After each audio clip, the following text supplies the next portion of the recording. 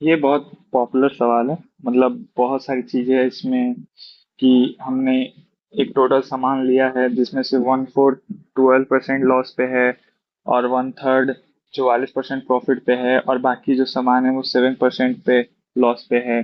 तो ओवरऑल सामान पे हमें मतलब मेन हमने कुछ पैसे दिए होंगे उसे, और हमने कुछ सेल किया होगा उस सारे सामान को, तो हमें कितने मतलब उसके अंतर है, मतलब एग्जैक्ट कितना अंतर है, कितना प्रॉफिट लॉस हुआ है, ये बताना है। तो ऐसे सवाल को आप मतलब एक बार पढ़ ले, आप समझ ले कि अच्छा ये सवाल है, ये कॉन्सेप्ट से हमें बनाना है।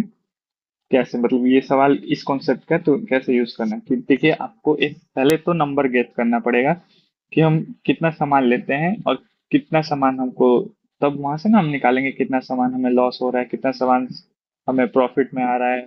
तो हम एक ऐसा नंबर गेस करेंगे, 100 तो गेस नहीं करेंगे, या 1 गेस नहीं कर सकते, क्योंकि कर सकते हैं पर इजी कैलकुलेशन करने के लिए। तो ये 1/4 है, ठीक है, 1/3 है। तो इन दोनों का आप एलसीएम गेस कर लीजिए, घटाने में आसान आ जाएगा।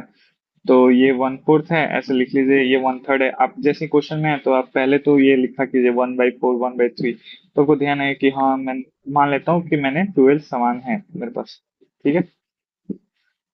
Number of item is 12, number of item is 12, ठीक है। हम मान लेते हैं 12 आइटम है, जिसमें से 1/4 है, जो 1/4 मतलब 1/4 कितना, 3 आइटम हमें लॉस हो रहा है -12% का, मतलब अब लॉस नहीं लिखते, -12 लिख लेते हैं, ठीक है। और फिर एक 1/3 आइटम है, जो 1/3 रिमेनिंग आइटम है, 1/3 ऑफ रिमेनिंग आइटम, ये नहीं बोला कि 12 का 1/3। तो इसमें से रिमेनिंग कितना आइटम बचा, इसमें से बचा 9 आइटम, इसका 1/3 कितना आएगा, 3 ही आएगा। ये ऐसे समझना है कि 1/3 ऑफ द रिमेनिंग आइटम, ये 1/3 of the total item his नहीं, हिज आइटम नहीं, 1/3 ऑफ दिस रिमेनिंग आइटम, तो 3 होगा। इसका प्रॉफिट कितना है, 44%।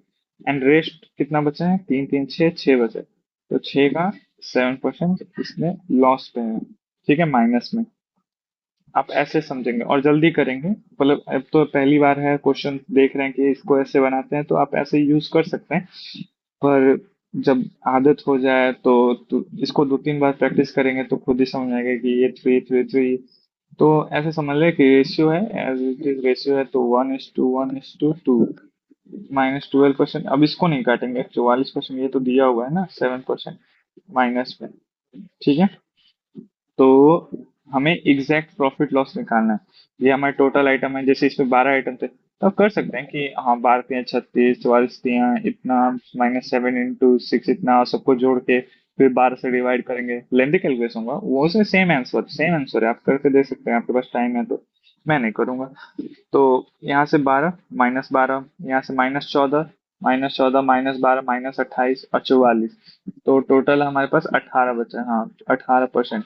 18% प्रॉफिट में कितने आइटम है, 4 आइटम। यहाँ से आंसर आ जाएगा 4.5%। मतलब हर एक इस मतलब हमें प्रॉफिट हो रहा है, बस ऐसे ही समझेंगे। आसान है ना।